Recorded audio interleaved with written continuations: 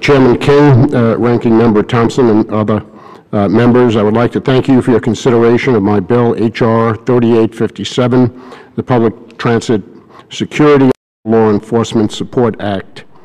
The attacks on the Madrid transit system in 2004 and London Underground in 2005 demonstrate the vulnerability of transit systems to terrorist attack. Since 1997, 13 terrorist plots against public surface transportation in the United States and Europe were thwarted by police and security agencies, and another 2 failed for other reasons. 5 of these 15 attacks were planned against the New York transit system. The continued threat to our transit system is very real. Just 2 weeks ago, American al-Qaeda member Brian Neal Vinnis testified in federal court that he provided top al-Qaeda leadership details of a bomb against the Long Island Railroad. Last Monday, the administration revealed another plot by al-Qaeda in the Arabian Peninsula to destroy a U.S.-bound airliner using an underwear bomb on the 1-year anniversary of the killing of bin Laden. H.R. 3857 will allow transit security grant program funds to be used to sustain specialized patrol teams that secure our nation's mass transportation systems.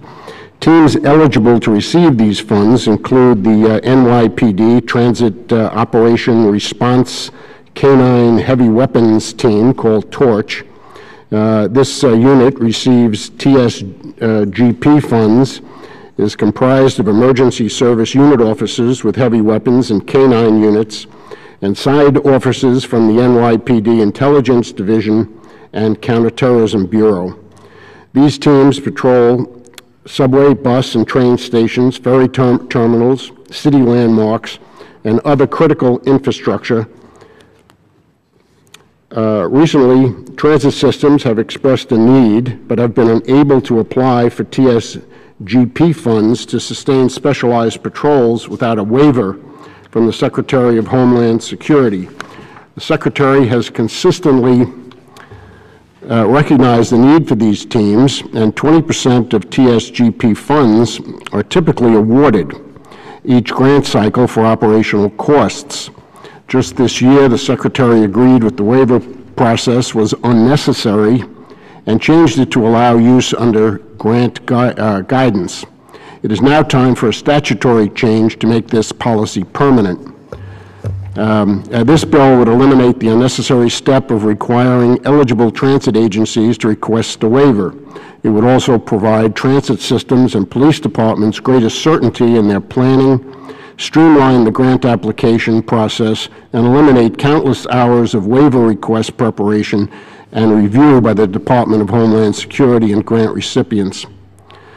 The bill does not increase spending and removes an unnecessary administrative barrier to the efficient distribution of grant funding. This issue was brought to my attention by the NYPD during my first month in office. I was delighted to sponsor this critical legislation, which will eliminate the administrative roadblocks and expedite the flow of federal funds to support critical Homeland Security efforts in New York. The New York Metropolitan Transit Authority provides 8.5 million transit riders each day. This is more people than the combined ridership of every other subway system in the country, and more than the population of 39 states. Ensuring the safety of this system is critical not only to the millions of passengers that rely on it each day, but for the national economy that would inevitably suffer should another terrorist attack occur in New York City. Mayor Michael Bloomberg, NYPD Commissioner Ray Kelly, and Chairman Peter King all support this legislation, and I urge my colleagues to do the same. Thank you for your consideration. I yield back. Gentleman from New York yields back.